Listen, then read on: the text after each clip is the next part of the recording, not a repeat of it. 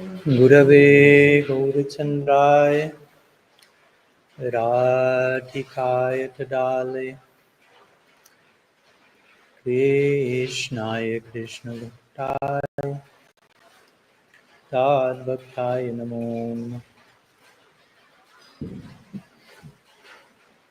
So, welcome to all of you. Good morning. Thanks so much for coming. Can you listen to me? Sorry if my voice is not too loud. If not, you're invited to come closer if you feel more comfortable, as you feel more.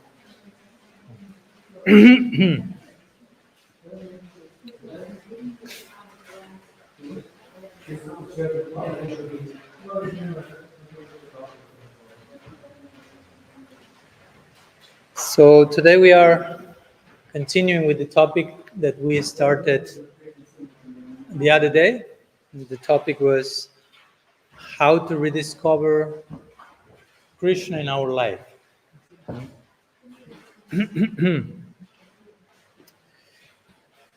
So this is an endless topic because to talk about Krishna means to talk about God. To talk about God means to talk about He who is infinite, He, she, they. Even to say He is limiting in one way.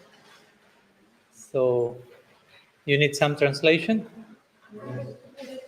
Okay. Okay. Puedo hablar español, pero no me van a entender ellos. La próxima organizamos la traducción a la inversa y alguien traduce. Okay. You need some chair to be nearby them and so they can listen to you? Sure? Okay.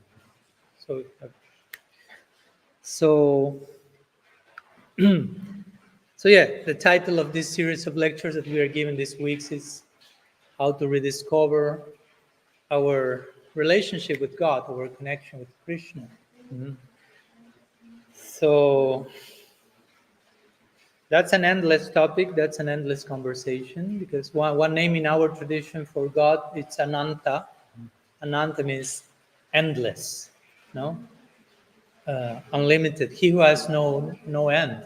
So a relationship with someone endless is endless. And the development of that relationship is endless. So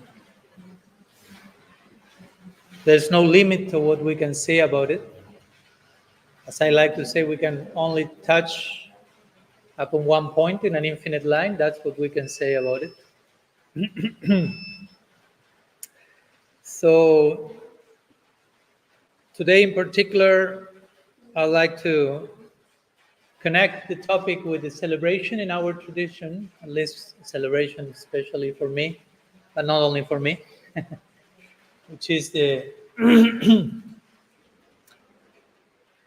it's the appearance day of a very important teacher in our particular school, someone very close to our Srila Prabhupada, and his name is Srila Sridhar Maharaja. Confirmed. So today we are celebrating the Avirbhav Mahotsav, or the appearance day of Srila Bhakti Rakshakshidhar Dev Goswami Maharaj. So Srila Sridhar Maharaj was a very dear friend to Srila Prabhupada, and they were very intimate, very close, the two of them. Srila Prabhupada will consider Srila Sridhar Maharaj his Siksha Guru, or his instructing teacher. Despite being spiritual brothers, he holds Srila Sridhar Maharaj in a very high esteem. Today, maybe I don't have time to go into all the details of the life of Srila Sridhar Maharaj. I mean, again, it's endless. But I like to touch upon some of his teachings in connection to today's topic. So, in our last meeting, I quoted Bhaktivinoda Thakur. He mentioned one idea called Tattva Vibhrama, which meant to be confused about our ideas of God, so to say. And despite God being very merciful, God being very gracious, and even correcting our own misunderstandings, we have to be willing for that to happen. We have to be open to illumination and enlightenment. That could be one way to define the term sincerity. Sincerity can be translated as the willingness to be re-educated continuously, especially in relation to the infinite. Again, when we are facing the infinite, that's an important question. No? With which attitude should I approach the infinite? If it's infinite in nature, naturally, my approach will needs to be open for constant disclosure, for constant rediscovery, for constant wonder. In our particular tradition, the word wonder is very important. In Sanskrit, it's called chamatkar. Chamatkar means like astonishment, wonder, surprise. No? Like in a connection with the infinite, you have to be ready for constant surprise, basically. And I know that can be a little like destabilizing. Like we don't want constant surprise, right? We want things to be somehow certain and predictable and secure. But one name for God, for Krishna, in our tradition, is Urukrama. And Urukrama means the supreme adventurer. He who is embarking upon a constant adventure. So if you want to relate to such a person, that means a constant adventure. A beautiful adventure, full of grace, full of love, full of harmony, full of truth, full of sweetness, full of adventure. That's a real adventure. Ultimately, in this adventure, there is no risk. There is no risk of losing anything of actual value. There's absolute risk of losing everything that has no value whatsoever. Hopefully, we are okay with that. Srila Sridhar Maharaja, the teacher we are celebrating today, he will say, in the beginning of the spiritual journey, sometimes we will feel, too much risk. Too much risk, too little gain. This sounds like a dangerous enterprise. Too much risk, little gain. He said, then as we progress, we will realize the more the risk, the more the gain. So the perception changes. Before it was too much risk, I don't see any gain here. I see sheer risk everywhere. The more we progress, we realize the more I risk, the more I'm gaining. And when you are in the most advanced enlightened stage, you will realize no risk, all gain. All the things I thought I was risking actually held no value in themselves. It was an illusory sense of risking or losing. I'm losing those things that never belonged to me. Something like that. There was no risk. All gain. All gain. It's all gain. So it's interesting because now we don't see that everything is gain. And we don't see that because we are projecting a lot of false sense of what's valuable and what we may be risking in our false idea of what's valuable. And when I have a wrong idea of what's valuable, I have a wrong idea of what I'm risking. And I have a wrong idea of what's actual gain. I may have wrong ideas about everything. So spiritual life is about gradually awakening to this fact that in this adventure that we are called upon, in this adventure that we call rediscovering our connection with God, ultimately there is no risk. But to reach that point of realization, we need to let go of certain ideas that creates a false sense of risk, create a false sense of gain, create a false sense of everything, of false sense of God, the false sense of ourselves. So that's why Bhaktivinoda Thakur will say Tattva Vibrama. We have to be free from this confusion, this bewilderment about what is reality. So that's anartha. So the way to replace that, the way to unlearn, what we need to unlearn is to acquire sambandha. So sambandha means to be educated about the nature of reality, to learn what is what, basically. Interestingly, the word sambandha in our tradition refers to this knowledge that gives us an orientation to our practice. No? We engage in practice, spiritual practice, but which is the knowledge orienting our practice? Each one is practicing with some particular orientation, with some particular idea. No? So what's that orientation? We call it sambandha. And in Sanskrit, sambandha means sambandha. Sam means everything, and bandha means, like in English, sounds similar. Bandha, bonded. The sambandha means the knowledge, the teaching that shows us how everything is bonded, how everything is in connection with everything else, with God in the center. Yoga, we call it also. We call it religion. The word religion comes from the Latin religare, which means to rebond, to reconnect. It's not that, to reconnect means most to reconnect in our own self. Things are already connected, but we have a fractured vision of things. Everything is already interconnected with Krishna in the center. So it's not that we need to reconnect everything with Krishna in the center. Everything is already there. But we are not there. And that's why we project our separateness, our sense of disconnection. And we see isolated units instead of interconnected wholes. That's basically the problem to overcome according to the Srimad Bhagavatam. Vayam dvitiya abhiniveshatasya.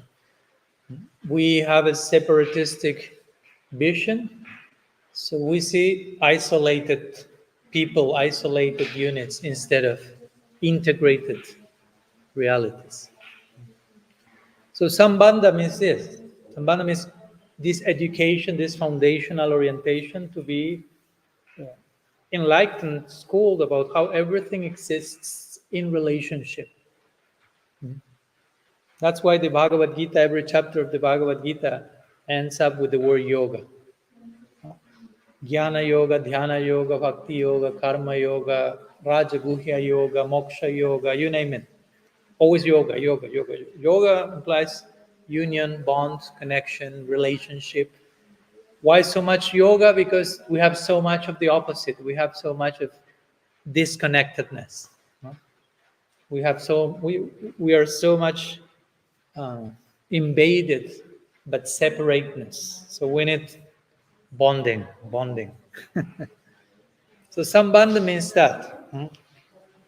Sambandha means learn to relate to everything from a perspective of bonding, of relationship. Try to understand how everything is in relationship with everything else. As simple as that sounds, we have to walk the talk, of course.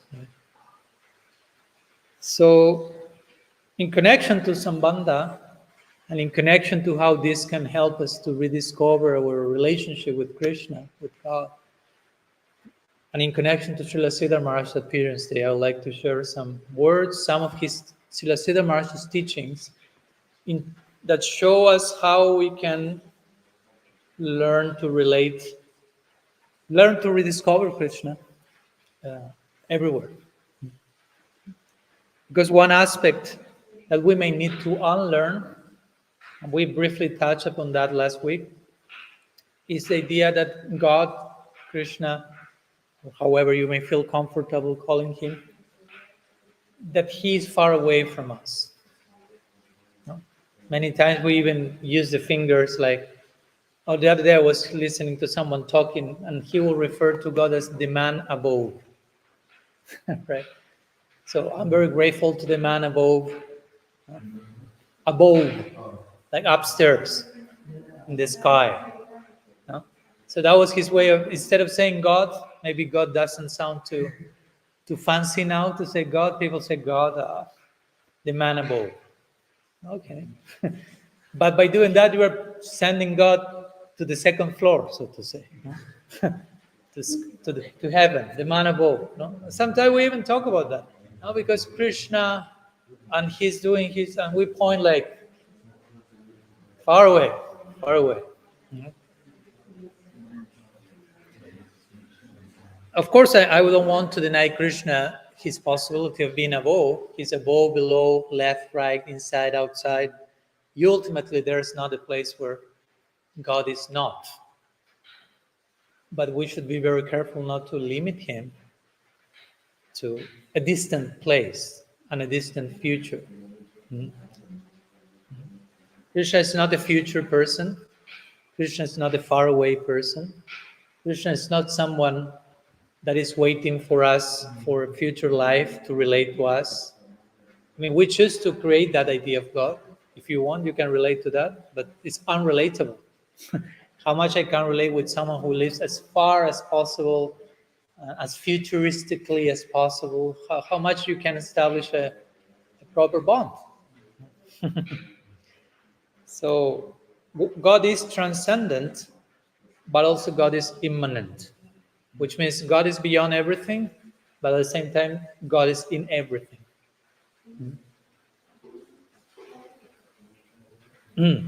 Sometimes in philosophy, this is called panentheism. Sorry to torture you with a few new words. Panentheism, not pantheism, but panentheism. Panentheism, which means pan, everything, and in theism. Theos means God. So panentheism means God in everything, everything in God. That's in Bhagavad Gita. We are not here making up a new philosophy. 6th chapter, verse 30, Krishna says, Yomam samam pashyati sarvatra sarvam chamai pashyati. He says, I'm in everything, everything is in me. He's saying that. I am in everything, everything is in me. In the Krishna Lila, we see that when Krishna is accused by his friends of eating dirt, eating earth. Now, as we know, Balaram and some other friends come to Yashoda, like police department coming, denouncing mischievous Krishna. Now, because Yashoda has requested Baladev to report whenever Krishna does something mischievous. He's the elder brother. His dharma is to report the younger brother. The dharma of the younger brother is to do mischief. That's the dharma of a young child. He has to be mischievous. The dharma of the elder brother is a little bit more boring. It's to report the mischief of the younger brother. He would like to join and do all that stuff, but mom has appointed me to denounce every time Krishna is doing something. So Baladev comes to Yashoda and says, Krishna has eaten dirt.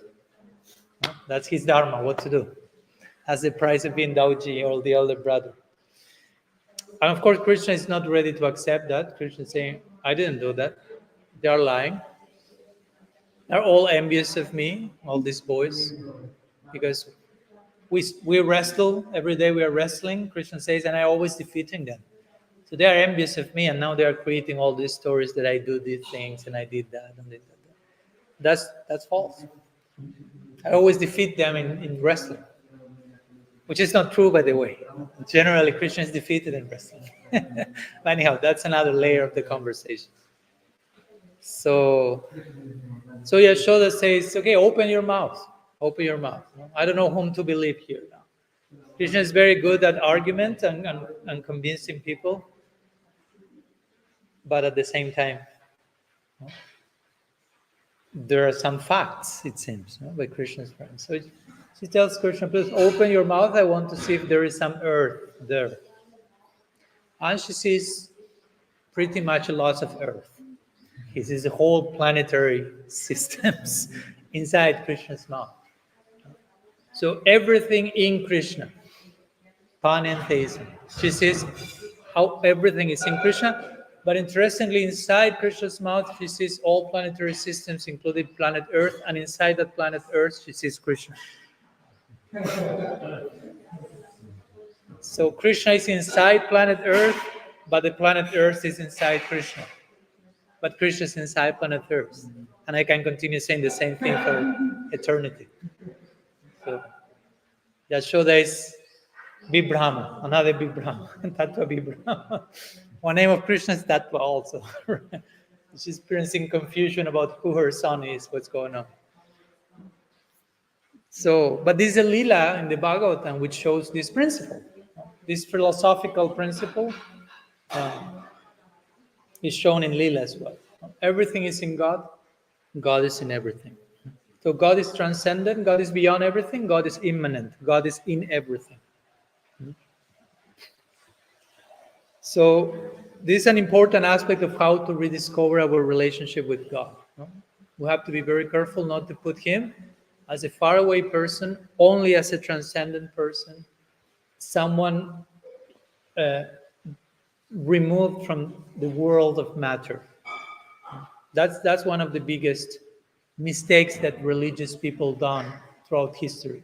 They have removed God from matter, and somehow they have made this world profane because it's presented as having nothing to do with the divine. There are different research done in how, for example, our present ecological crisis, main reason for our present ecological crisis is religion. Why? Because religious people have put God separate from the world. So the divine is transcendent, it's beyond, it's somewhere else. This world is profane, it's mundane, it's bad, and you end up treating it accordingly. And now you have the present ecological crisis by the grace of religion. So it's up to us to try to counteract such a crime, so to say.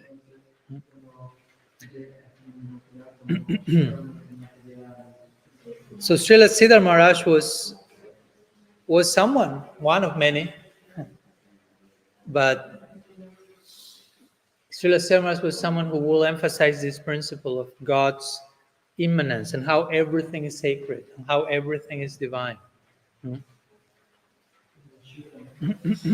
So I'd like to share a few words from him that I've included in my second book, Radical Personalism. I mean, these are only a few. He's quoted way many times more than this, but I'd like to share a few words from him in connection to the importance of rediscovering our connection with Krishna by learning to rediscovering Krishna here and now, no? Even in the world of matter.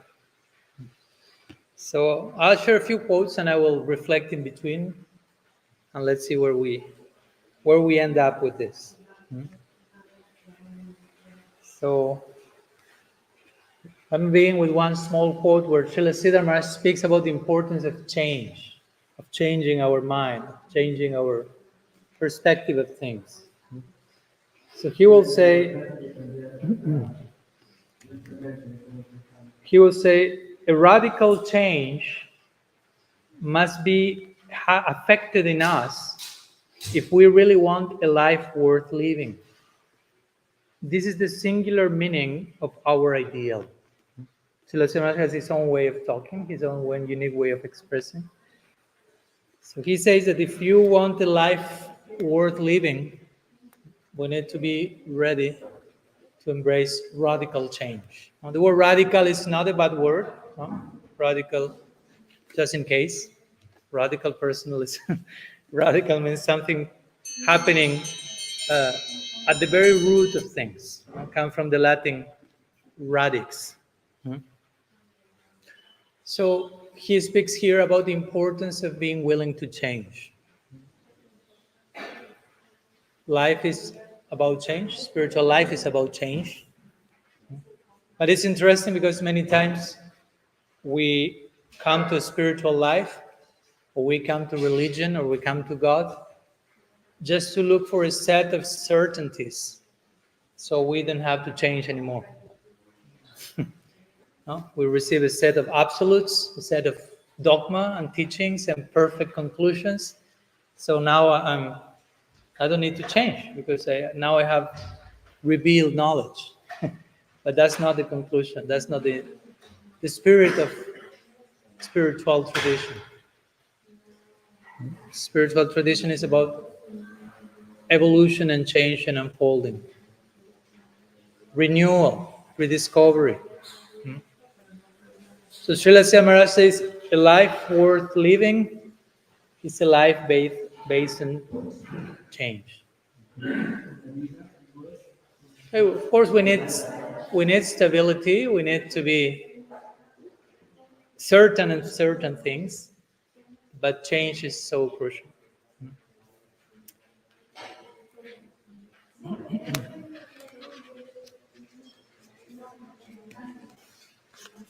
So he will say, Srila B.R. Maharaj will say, when you have the proper conception, then you can read Krishna Lila everywhere. So that's powerful. When you have the proper conception, sambandha, when you have the proper understanding, then you can read Krishna Lila everywhere. Krishna Lila means the divine play of God. And in other words, if you have the eyes to see, God's actions, God's presence is everywhere. There's not a place that He is not, that's not there. As I like to say always, one of the definitions of God is that He's omnipresent. No? So try to think about that. I mean, that's not to think about. You cannot think omnipresence, right? Your thinking capacities get exhausted. But God is omnipresent. And but many times we don't perceive God's presence. Although He's everywhere. So if God is omnipresent and I do not perceive His presence, then that means I'm omni-absent. Right? Because if a person is everywhere, and I'm not perceiving that person who is everywhere, means I'm nowhere myself. I'm absent from all places. I'm absolutely distracted. Because He's omnipresent. There is not a place He's not. But I don't perceive His omnipresence. So I'm omni-absent. Right? Omni-distracted. So spiritual life has to do with turning back our attention in the proper direction. So we can realize there is not a place God is not. Again, it's not that He's far away over there above the sky, above the clouds. That's Krishna's place. That's God's place. There is not a place He's not. The place He's not. He's everywhere. We may not have that vision yet. I understand it. But at least we have to start with the right conception, with the right understanding. Because if there is no right understanding, what will follow then? So right understanding means even if I don't have that vision, at least I have the knowledge that will take me to that vision. So when I have the proper conception, I will read Krishna Lila everywhere, so let's say Mars will say. I will find God's presence everywhere.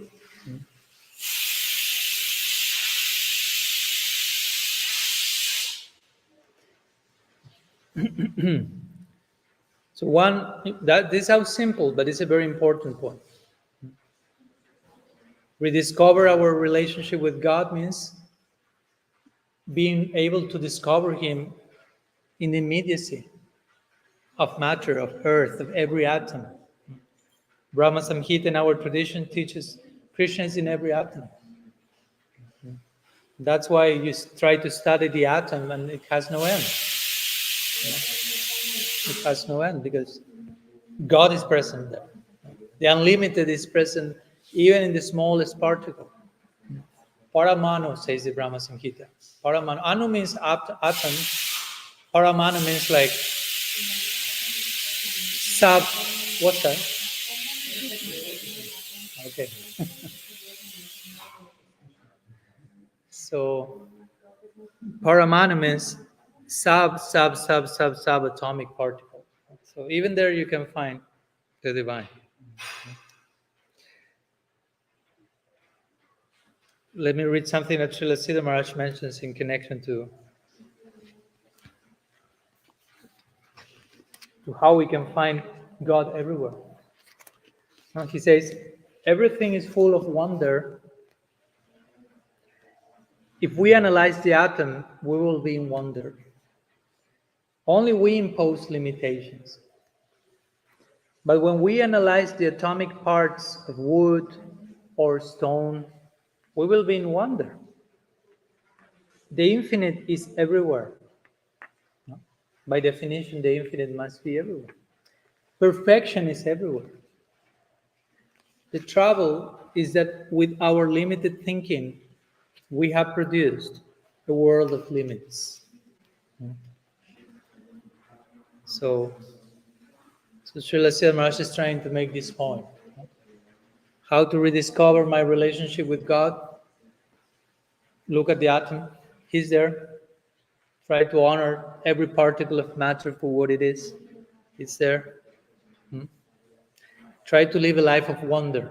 Spiritual life is a life of wonder. Again, many times we have done the opposite.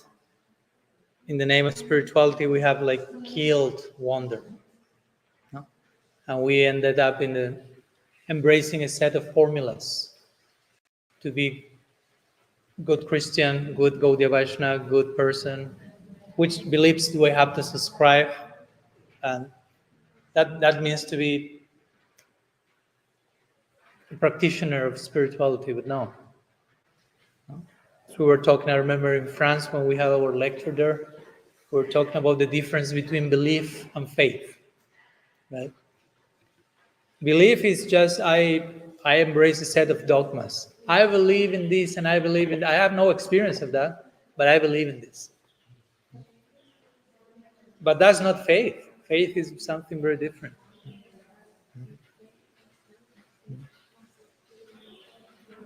Belief has more to do with embracing a set of dogmas that bring certainty. And I'm not condemning that. I'm not saying that's bad. I'm just saying that shouldn't be conflated with faith. Because faith has a lot to do with remaining open to wonder, remaining open to those things that I cannot control, that I do not know. Uncertainty. As Father Richard Rowe will say, the opposite of faith is certainty. I'll repeat it again for better impact. The opposite of faith is certainty. Sometimes we think faith is certainty. To have faith means to be certain about all this stuff. No. To have faith means to be open to mystery. Right? Give the control.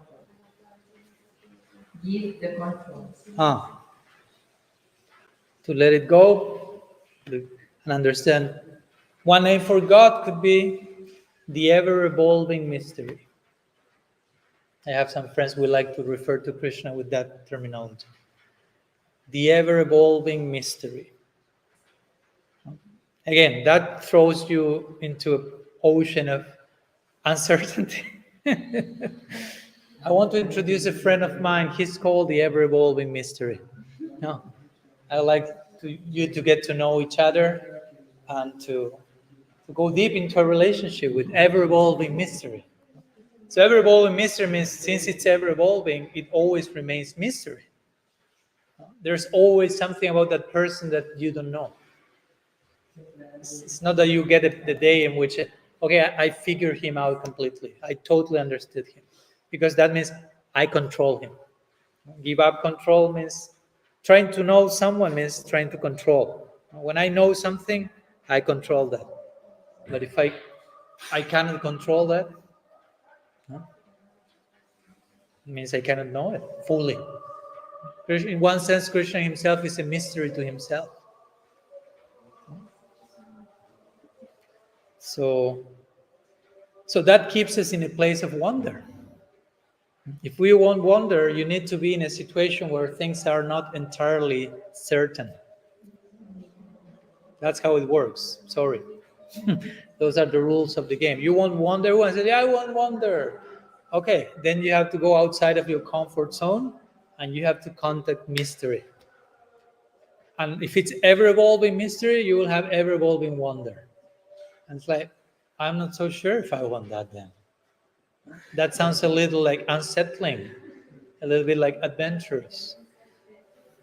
But that's what life is about. But we need to let go and to trust that the ever-evolving mystery is evolving in a very sweet way.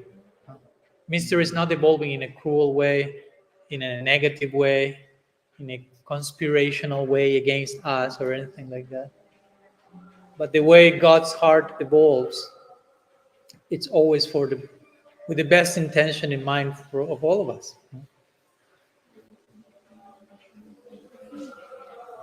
So we have to be open to that if we want wonder. And I think nobody can survive without wonder, I would say. Without wonder, life becomes meaningless and purposeless. And when you lose touch with meaning and purpose, it's basically impossible to continue living, right? Any of us can be deprived of everything you can possibly imagine. Human beings, we can survive the harshest situations of deprival, but if you are being deprived of purpose and meaning, game over. No? That's the realization that someone like Viktor Frankl had in the Holocaust, right? He was deprived of everything, and he realized the only way I can survive this without going crazy or killing myself is finding purpose and meaning. For some reason, this is happening to me. I have to find my purpose in this situation. And that's how he was able to go through life. So I will make this point that wonder is so crucial to keep ourselves feeling, oh, this has meaning, this has purpose.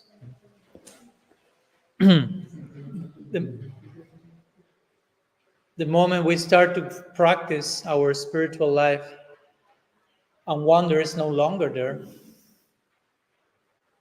how much we can talk about spiritual life, how alive my spiritual life is.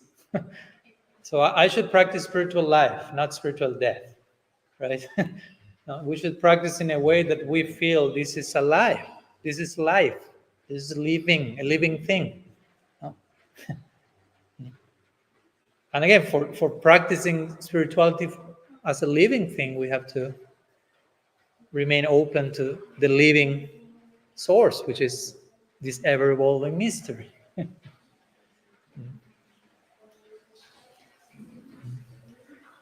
I was these days reading a little bit the section of the Srimad Bhagavatam, the Rasa Lila, which is the main section of the whole Srimad Bhagavatam, many times specially studied during this month of Kartik.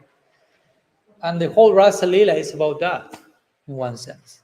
It's about the constant rediscovery of who Krishna is. No?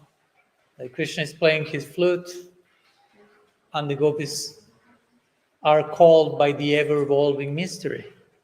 No?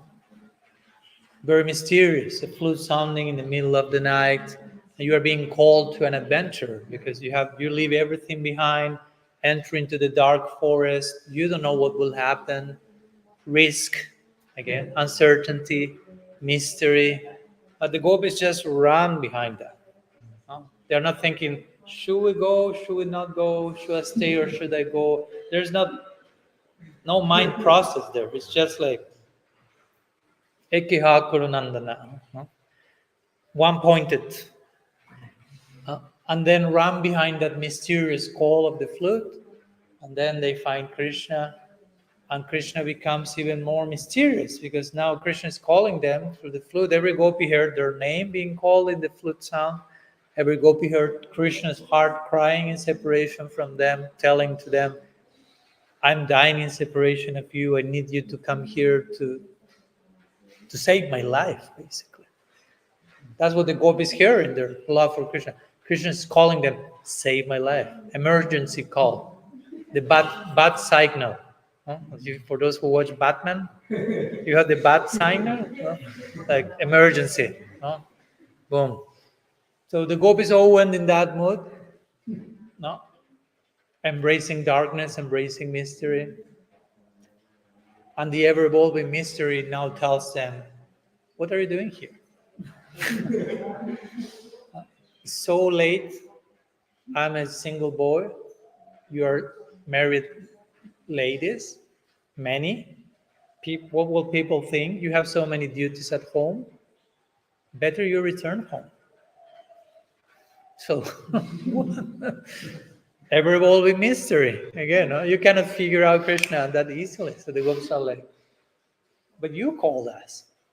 We heard that sound. We heard that desperation, and now you're sending us away. Of course, at the same time, Krishna was speaking in some certain way in Sanskrit that his words could be understood as go back home or you have to stay here. At the same time, the two meanings were simultaneously possible with the same words. There's no other place you have to be apart from here, or you should go home. So again, ever evolving mystery. Krishna is keeping everyone on the top of ring of their seats. Like, what's next now? And all this Krishna is doing to increase the experience of wonder, to increase the experience of love, to take it to new heights. And of course, then the gopis defeat Krishna's argument and convince him that they have to stay there. So the Rasa Lila begins. They start to dance and sing and celebrate life. And when everything started to feel certain, the gopis were even like feeling, oh, I'm so fortunate that I'm dancing with Krishna. I'm so something special. Where they were started to fall into comfort zone and status quo. Krishna broke the status quo. He disappeared. He felt this is getting too boring now, too certain, too predictable. You're feeling too status quo like. Oh, now we are with Krishna and Rasa Lila. Finally, no, out. So Krishna again added another layer of mystery, created another layer of bewilderment, basically. So, but of course, the Bhagavatam tells that Krishna disappeared with one gopi. So, long story short, of course, there's so much to tell about this. I'm just summarizing, trying to make this particular point. And Krishna left with one gopi. In our tradition, will say that gopi was Srimati Radharani. And it's also explained that at one point that gopi asked Krishna, I'm so tired, please, I cannot walk anymore, you carry me. So we could say, and at that moment, Krishna disappears from that gopi. So another layer of wonder. And then the gopis meet all together, and Krishna is hiding, as we know, listening to their singing in separation from him. Anyhow, eventually they get together again. Rasa Lila continues. But all this back and forth were necessary to add different layers of mystery, uncertainty, wonder. So the final experience, the final edition of the Rasa Lila was really fulfilling for everyone. So that's a constant adventure that we are being called in connection to the divine.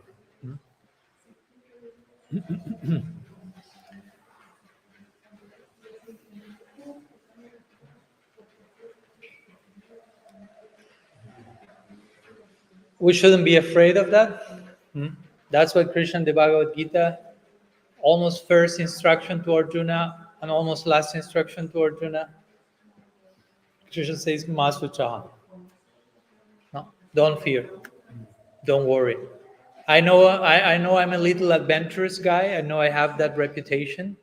I know even the gopis will say I'm a little bit unstable. Krishna will say, they're changing my mind, I'm disappearing, and calling me and sending me back home and all this stuff. Some gopis may even think I need some therapy or something, that I'm a little like up and down. But that's not the case. That's part of the adventure. No? You are being called for. Love is an adventure. Let's not forget that. Love is not about status quo. Love is not about predictability. Love is not about everything being controllable to us. Sometimes we wish if only life will be predictable and everything will fall into place, I will be so balanced and so stable. But you don't know what you're asking for. If things will be like that, you will be the first one to complain. Like, everything is so predictable, everything is so this and that. I want some chaos here, right? I need some unpredictability, some uncertainty, some excitement. I'm bored to death. So Krishna is providing that element in our life. Love is providing that element. I'm not promoting sheer chaos and sheer uncertainty. That will be too much. But also, let's be careful not to go to the other extreme either. Everything is ordered, predictable, in place. That sounds more like a totalitarian regime, like a dictatorship. Everything is predictable. Even how you dress, how you talk, how you think, how you greet each other. Everything has to be predictable, in order. No place for chaos. Yes, but it's a dictatorship.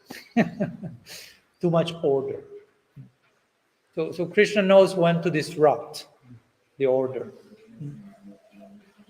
And that's also the role of the guru. No? Since we are today celebrating Srila Sridhar Maharaj, he was very expert at that. No? Srila Sridhar Maharaj was very expert at disrupting the status quo in a healthy way. In other words, when we are too sure about how things are, someone like him will come and tell you something that challenges your understanding. And you're like, oh my gosh, I thought I understood that. And when I was so certain, I was kicked off of my comfort zone and I'm invited to think again. So that's part of the duty of the guru, representing the supreme disruptor, Krishna. When we are getting too status quo-like, too attached, addicted to certainty, that can become an addiction, literally. You may not be addicted to substances, but you can become addicted to having everything under control. That's probably the worst addiction. So we need some disruption to that, some healthy, holy disruption. Whether God come into our lives through circumstances or in the role of a teacher. The role of a teacher is never allowing the student to become addicted to certainty. What the disciple is taken for granted, Krishna consciousness, the guru will say something that will invite you to think differently. This is probably one of the most, if not the most quoted line of Srila Sridhar Maharaj that I love to invoke, which is, change your angle of vision. Change your angle of vision. We generally acquire an angle of vision and we stay there. And that becomes like calcified. Okay, this is it. Finally, I got the angle of vision. No, change your angle of vision. Change your angle of vision. Remain adjusting. Remain updating, upgrading. Reality is moving, reality is evolving, progressing. So, like the other day we were talking, I was bathing in the Jalangi here. in the morning, has become part of my morning sadhana. And I was just like floating in the Jalangi and just seeing the whole river moving. And it was like endless, literally. So I was just thinking, okay, this is basically how Krishna is, how God is. No, it's like an endless current of constant moving. No, it's not like if water stops moving, it becomes poison. Let's put it that way. You cannot take that water. You cannot use it. It's stuck, stagnant. So I was thinking, yeah, that's how reality operates. No? It's a constant flow. It's never the same. As the famous saying says, you cannot step twice in the same river. No? It's always new. You were talking about fire the other day. It's the same. You're seeing fire, and it's never the same flame. No? It's the same. It's fire, but it's not the same. It's the same river, but it's not the same. We call it the Jalangi, but at every moment it's a different thing at the same time. But we have to be careful when we are putting names to things. Okay, that's the Jalangi. And so it seems like Jalangi. No? It's one thing, it's called like that. It cannot be any other thing, but it's constantly moving. We put a name to something that is constantly moving. We have to be careful by putting names to things, not to limit the movement of those things. Because all of you have names also. I can call you by name. Oh, he's Hridaya Chaitanya. But what's Hridaya Chaitanya? Hopefully it's not like a name, but it's a constant, ongoing, flowing entity. So this, the same applies to everything. No? We say God. Okay, we call God Krishna. Okay, but be careful. Because you know God's name, that doesn't mean you already figure him out and you can just put him in a box and, okay, I know who Krishna is. He's a constant ocean of permanent movement. So someone like Srila Maharaja will invite us to that. No? Like perfect role of guru.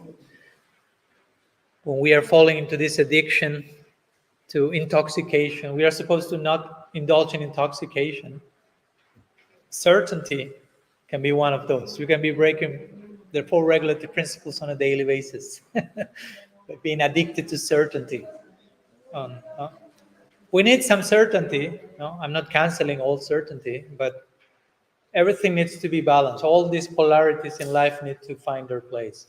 Certainty, uncertainty, chaos, and order, mystery, and what's known. Everything has to find their place. One doesn't need to exclude the other.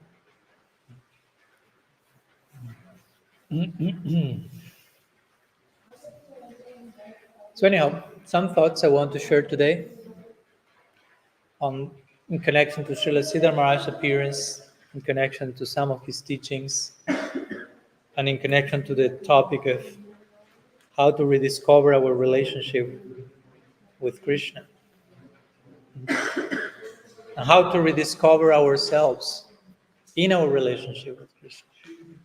Because it's not just about rediscovering the other person, but rediscovering myself through the other person. It's always reciprocal. The best way you can rediscover yourself is by relationship with others and rediscovering the other person.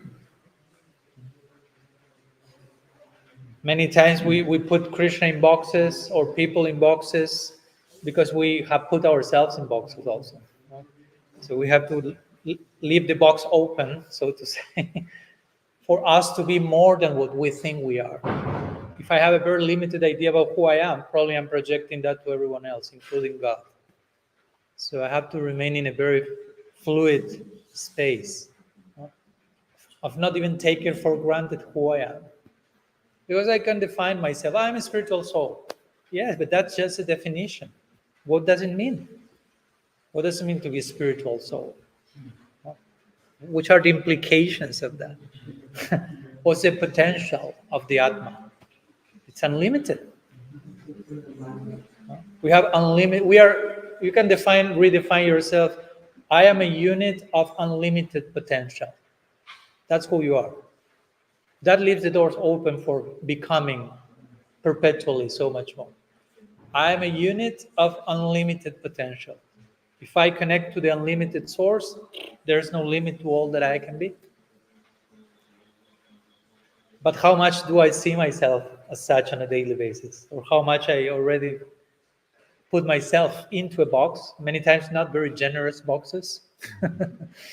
Many times, as we were talking yesterday, the way we see ourselves, the way we treat ourselves is generally the worst possible way we treat anyone.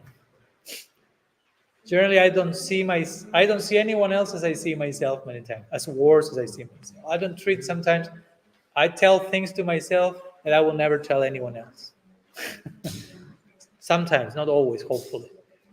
So we need to, again, disrupt that pattern and to see ourselves for not only who we are, but for all that we can be in potential. Srila Maharaja will say that. He will say, you have a brilliant potential. That's who you are. You are your brilliant potential. Try to identify yourself with your brightest potential. That's where it lies your highest prospect. That's who you are. That's how you're being seen by Krishna. That's how you're being seen by someone like Srila Maharaja. Not in terms of who you were in the past and all the mess you did and all the mess you still are, but the brightest possible future that accompanies you. That's who you are. That's how generously we are being seen by God. So the more we learn to treat ourselves that generously, the more we can extend that vision to others. The more we can allow others, as we say the other day, the more we can allow Krishna to be all that he can be in our lives. If I'm not allowing myself to be all that I can be, probably I'm not allowing anyone else to be all that they can be in my life. God, relationships, friendship, whomever. So it's important that we remain inhabiting that space of allowing ourselves to be all that we can be, not limiting ourselves to who we were, to even who we are, but to treat each other according to our brightest prospect and trying to help each other to reach that brightest prospect. Not just saying, you have a bright potential and I treat you like crap. No. No. But if I really see you I see you in terms of your potential, I will try to relate to you to kindle that potential. So, because that's how Krishna is seeing us. Again, Krishna is seeing us for all that we can be in our brightest potential. That's a very beautiful idea. That's a very hopeful horizon, at least for me. It's challenging also, because if I'm being seen for all my brightest potential, I'm invited to treat everyone else in that way, and that's not easy sometimes. It's so easy to put people in boxes and just treat them miserably. It's so easy to do that, and it's so difficult to do that. It creates so much problem. It's so problematic, so painful. It's so limited, so suffocating to relate each other just as boxes. No wonder in English you have boxing. Frida has some training in boxing. So boxing can be this, but boxing can also be putting people in boxes. But it's almost the same. It's almost like if I'm boxing, no?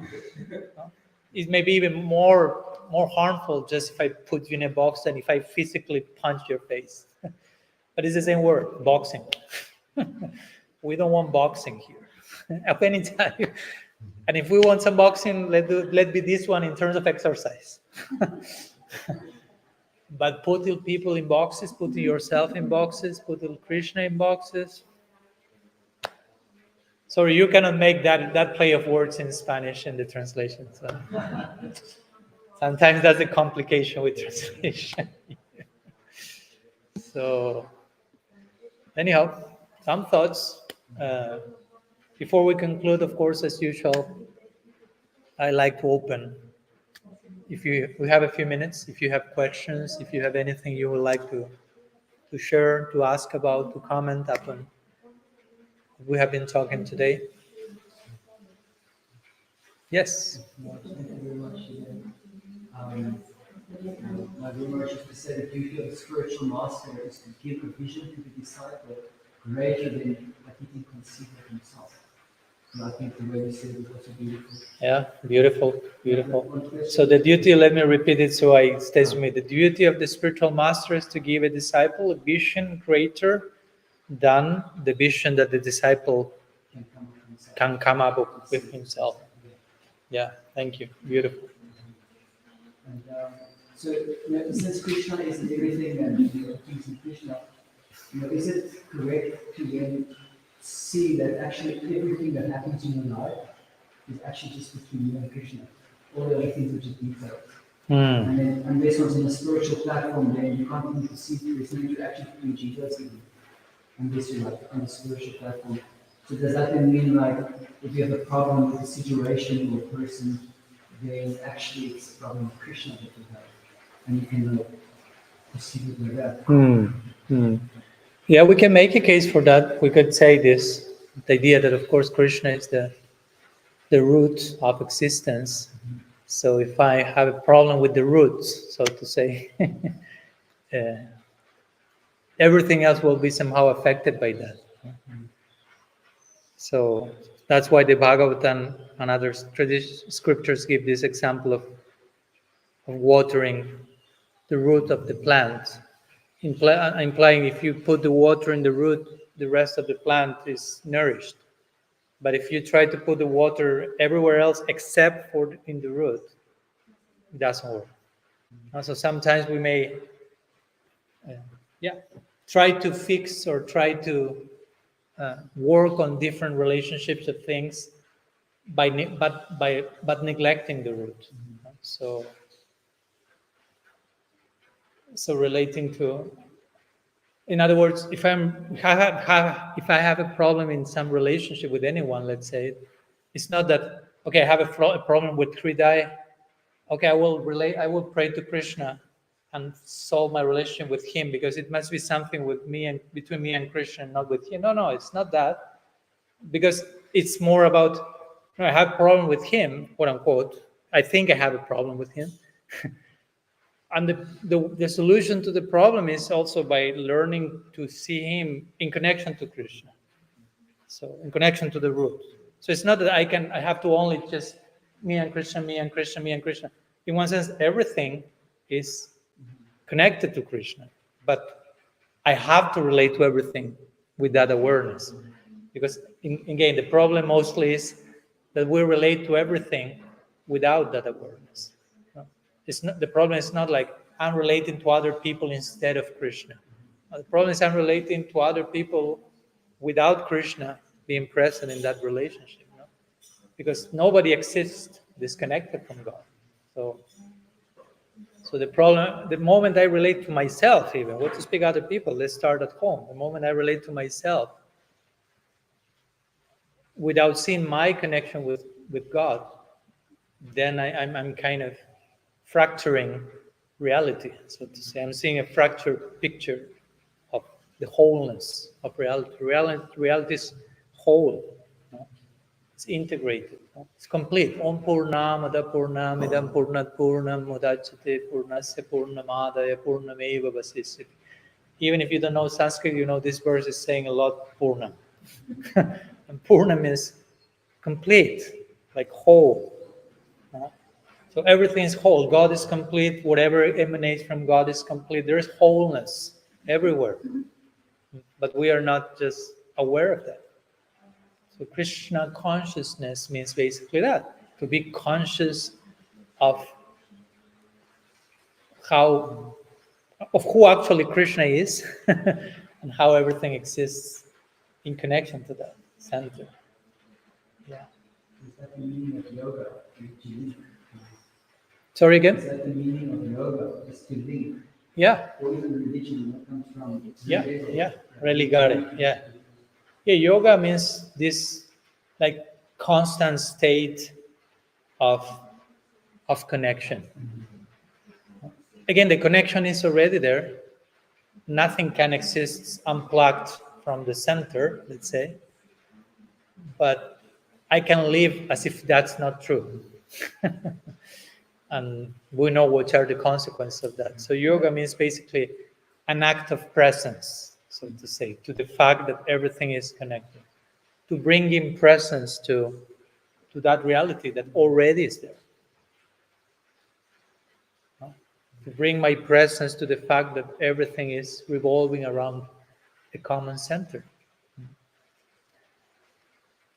Presence, you were talking yesterday with Maivan about that. Presence is a very important word. I think we need to bring it more to our life. Presence. It's not possible to understand. It's not possible. I cannot understand why the complete must be more complete than when the perfect. We think something perfect is perfect. It must be more perfect. So, what is the perfection? Or the all. It is all and must be more all. So. Yeah, the thing is how we define, because all these are words we are using, right? We are resorting to words to speak about the infinite. So we are trying our best, but sometimes words fail miserably. So we say perfect, for example, no? Right? Krishna is perfect. But what's our idea of perfect? No? Many times, as I like to say, I'm writing my third book, and I mentioned this in one part, that perfection is not a fixed maximum. No? Because sometimes for us, that's perfection. Perfection is a fixed maximum. It cannot go beyond that. So if God is perfect, there is a top, bottom, a fixed maximum. But that's a very imperfect idea of perfection. If something is truly perfect, it can always exceed its own limits. It has to remain in a state of constant overflowing. It must have no end. Because if not, the more we use the word perfect, the more we are limiting. If we think of perfection as fixed maximum, that doesn't sound perfect. So that's paradoxical. We use words like perfect, but we use them in a way that is so imperfect. So when we say Krishna is perfect, we have to clarify what we mean by that. So it's not a fixed maximum. Krishna remains in a state of constant becoming, expansion, evolution. Those are the definitions. And again, all this goes beyond words. We can talk about it. I can say some words now, and each of you are trying to understand my words with your brain. And we are trying our best. Some smoke starts to come at one point. And that's why also at points scripture will say, stop thinking. Stop thinking. You cannot think God. Put it that way. There's this famous sign, I think it's Saint Augustine in Christian tradition. He said, if you can think it, it's not God. If it's He has a vision.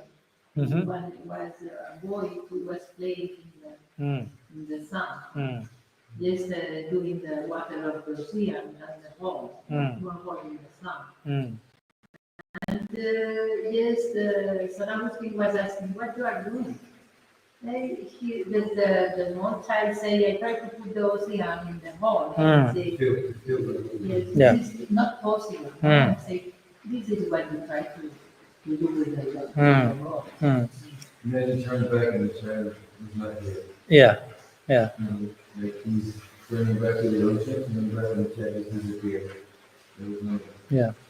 it's like someone came to visit me. So that's why we are going back to the idea of ever-evolving mystery, right? I mean, we can say something about God, but whatever we could say, whatever we could think, it's never the totality. It's never the totality. So that keeps us in a state of permanent mystery, permanent openness. And again, that's unsettling if we are not fully surrendered, if we are not letting go and trusting mystery. That's so disturbing. But Because my question sorry. is, what we can do if we try to understand what people never understand. I didn't understand we the try question. to understand both. Yes. Try to approach it, but we cannot never understand. So That's why in our tradition we will say that, I mean, understanding God, it's not a brain issue. It's a heart issue. No? The ultimate understanding, the ultimate knowledge is love. So the best way to understand someone is loving that person. That's why in the Bhagavad Gita, when Krishna is talking about love or Bhakti, chapter 9, verse 2, say Raja Vidya. He defines love as the king of knowledge. Right? He makes that point. The king of knowledge, and for us, knowledge is more a head affair, but he's talking about Bhakti there. Bhakti means love for God. So when you love someone, you really know that person. And loving Krishna, of course, the point is that you can never love Krishna fully. What do I mean by fully? That you can always love him more. And therefore means you can always know him more. Because you can always love him more. To know him is to love him. But you can always love him more. So you can always know him more. And that's what keeps eternity going on. That was keep for in our tradition. We'll say that's why every single day we hear that Krishna at this time of the day, 8:24, he does this. At 10:48, he does this, and this time he does that. And it seems like every day he's doing the same thing. Similarly, sounds boring, right? Imagine you go to a place where you are given the schedule for eternity. It's like, oof. I don't know if I want to go there. I may need some day that is to do something different. Someday we go. It's like sounds like hell, not like heaven. It's like, but the thing is that it's never the same because there's always this evolution of love, this expanding, this ever unfolding mystery. So even if externally, at every time of the day, this same similar thing is going on, it's never the same. It's never the same. And that's why we want to go there. Because if not, it's suicidal to go there. It makes no sense. It sounds like eternal boredom, right? It's like, no, I prefer to stay here in these ups and downs. At least there is some news here, some diversity with all the suffering and stuff, but I stay here. So yeah. Few thoughts on that. Yeah, thank you. Can I ask a question on behalf of my wife?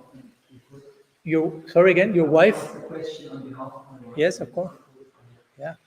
So she's asking, my question is how to really be able to put your heart into your service and relationships and family life and not becoming different if you know that it is so temporary. And not becoming indifferent if you know that it is all temporary. That's a whole separate lecture, but I'll say something, but that deserves detailed treatment, so to say, no? Because you brought it, and it's somehow a separate topic, although it's all connected.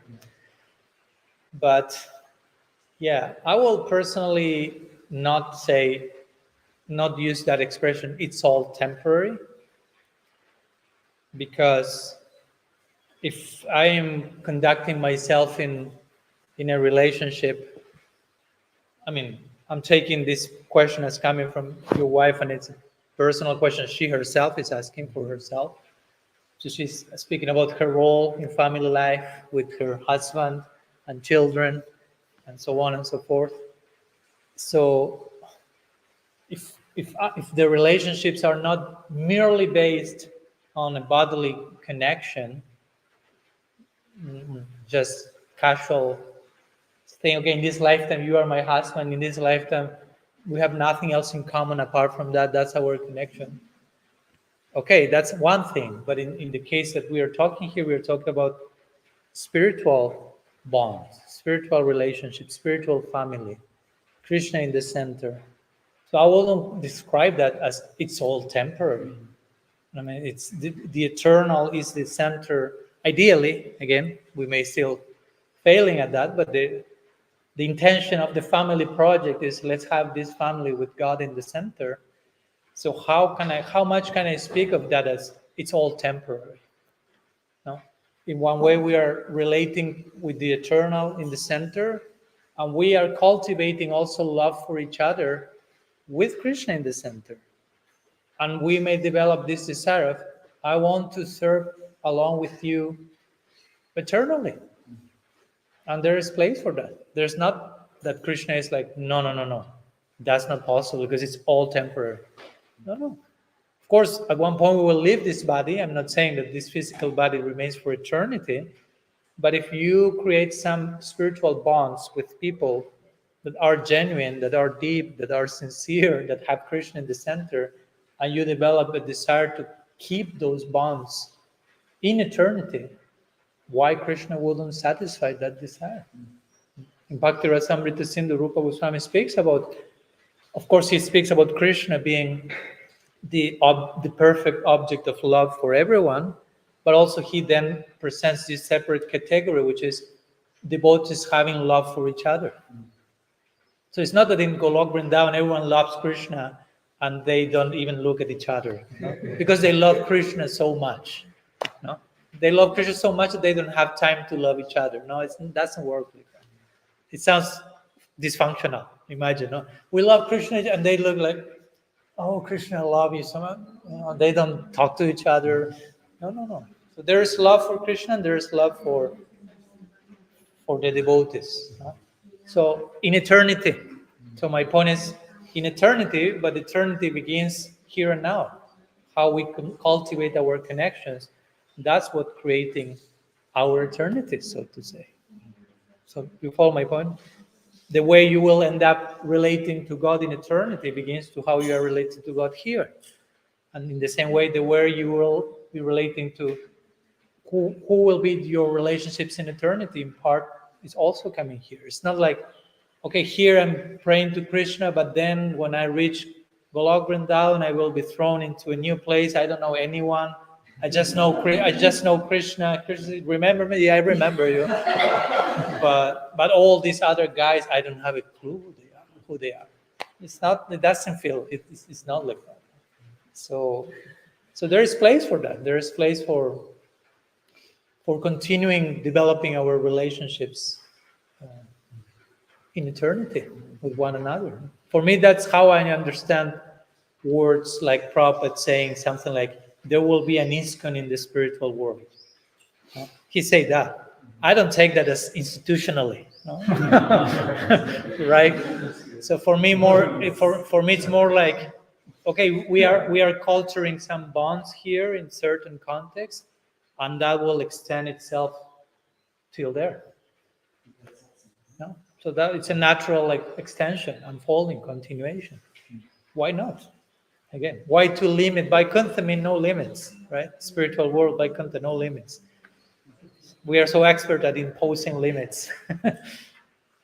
I'm not saying that anything is possible there, you can do whatever, but if it's in certain parameters and contexts, why not? So in that sense, I don't think that one needs to, to feel bad here if I'm having love for my kids or my husband, or, oh, this is so bad because it's all temporary and at one point I have to reject all this and just love Krishna. No, the idea is to integrate. I don't need to, I don't need to hate my husband in order to love Krishna, right? I don't need to stop loving all of you so I can love Krishna more. And also the other way around, of course, right? So it's not that we need to only love one and reject the others, but really loving Krishna means, and that's a definition that, that's implied in the definition of Bhakti given by Rupa Goswami. Anyavilasita sunyam jnana karmadhyana brita manokulina Krishna anushilanam bhakti ruttama. In the purport to that verse, Jiva Goswami describes the word anushilanam and says, anushilanam means a practice that has Krishna as its object. So Bhakti has Krishna as its object. And then he says, but this is a narrow definition. A broader definition is that the Bhakti has as its object Krishna and everything that is in relationship with Krishna. And of course, then the question is, so what's in relationship with Krishna? Everything. So that's a more comprehensive definition where you don't need to exclude. In the name of loving Krishna, I don't need to stop loving you because you are a distraction. No, if I really love Krishna, I will end up loving everyone and everything, because nothing exists disconnected from Krishna. Loving Krishna means loving the things that are in connection to God, and everything is connected to God. That's why a real lover of God is a lover of everything. I cannot say, Krishna, love you, and I hate all of you. That doesn't compute. That cannot work. Because it is in everything. Exactly. Also there. Exactly. Or you can even present it from this place. If I want to love Krishna, I have to love the things that Krishna loves. Prabhupada will say, if you love me, you love my dog.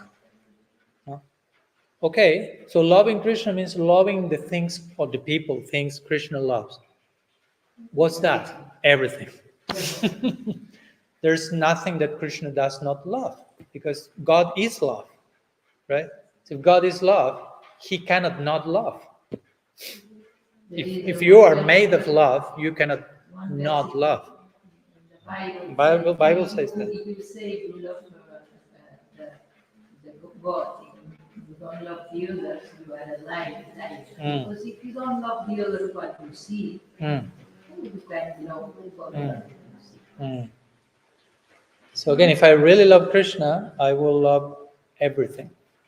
And that's challenging, because it's easy to say, Krishna love you, but loving everything, everyone, especially the people that I challenge him, that I feel that are my enemies.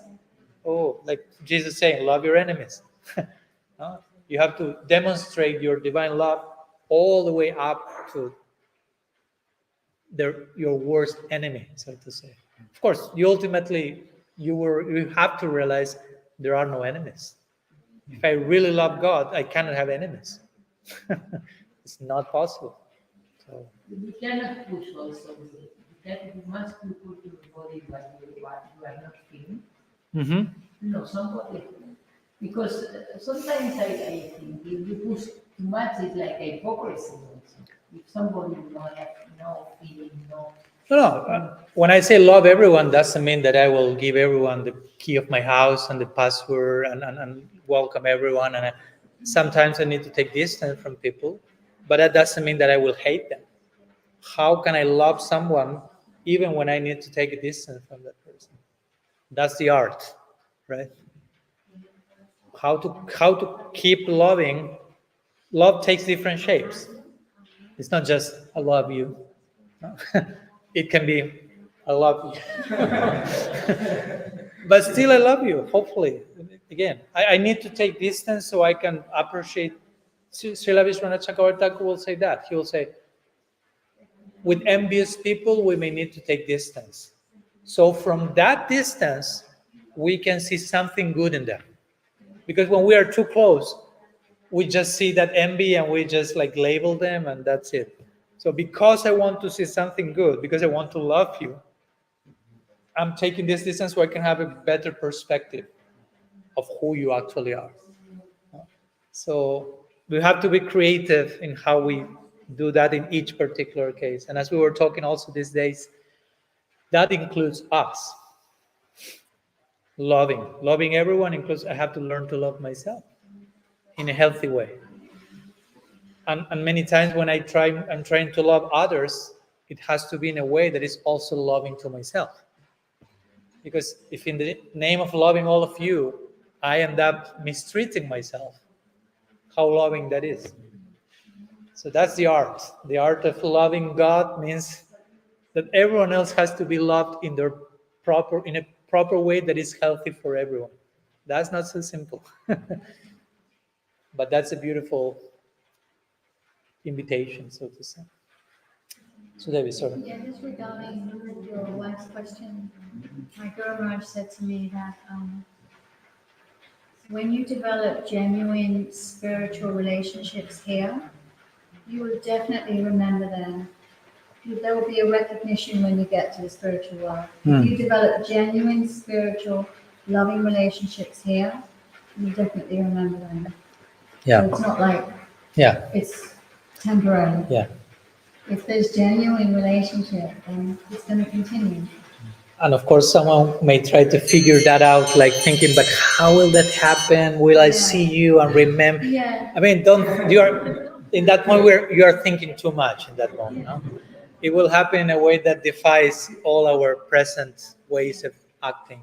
But that confirmation is there coming always. So that's the important thing. How that happened, the details of, you are thinking too much. It's good to think, but it's good to know when to stop thinking also, right? And to be open and trust and allow Krishna to reveal himself fully. Because when you remain in a very thinky platform, that can also be an obstacle. Okay, so it's 1 p.m. now. I don't want to overextend myself. We can continue next week. We will have another series of lectures continuing talking about these different topics and how to rediscover our relationship with Krishna. Thank you so much for coming. Shri Sachinandan Gaur Hari ki jai, Shri Hari Nam Sankirtan ki jai, Abhibhab Mahotsav Titi Srila Bhakti Rakshak Dev Swami Maharaj ki jai, Kartik Prat ki jai, Sadhu Sangha ki jai, Gaur Premananda Haribo, Vanchakalpataru Vishag Sindhu Veva Chapatita Nam Pavanebhyo Vaishnavebhyo Namo, Ananta Koti Vaishnava Vrinda ki jai, Gaur Haribo.